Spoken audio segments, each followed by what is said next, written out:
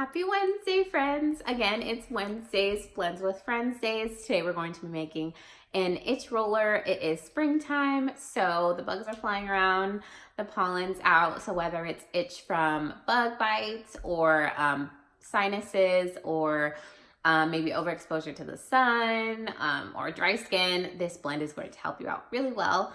And I'm going to be using Purification, which is a really great blend for calming your skin, soothing your skin, cleansing your skin really well, and helping the body's natural response to inflammation.